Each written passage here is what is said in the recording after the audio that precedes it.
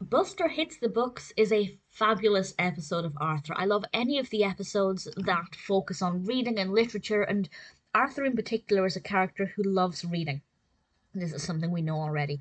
And in this episode, we get to see a lot of other characters having a lot of praise for different kinds of books. We get to learn about different kinds of genres and styles of books. Arthur explains the difference between fiction and non-fiction, but ultimately it focuses on Buster's relationship with reading. This is the second segment in the 11th episode of the second season, and the class are tasked with writing a book report. And we see the different characters working hard the night before. Why they're leaving it until the last minute, I don't know, but they're working on their book reports late at night. Buster is watching a scary film on TV, and he tells Arthur he'll just do what he does every time. He doesn't really explain that.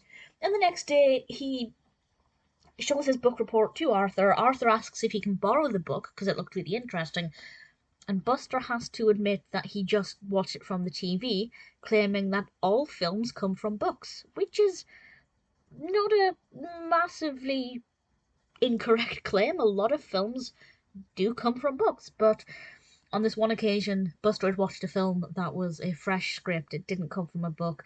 How is he going to be able to get out of this situation? I don't want to spoil it too much, but I will say he displayed a really admirable quality. This is, I guess, a tiny spoiler for something that Buster does, because when he realizes that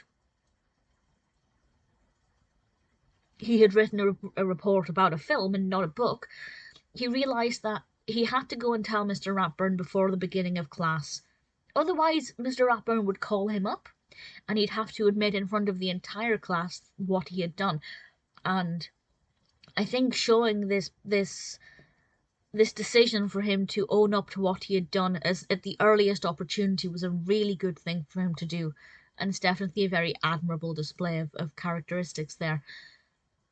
And of course, Buster tries to read different books. He's never read a full book before. There are a lot of explanations of different genres and things that he might like to try. And I was curious to see ultimately if and what he would end up reading.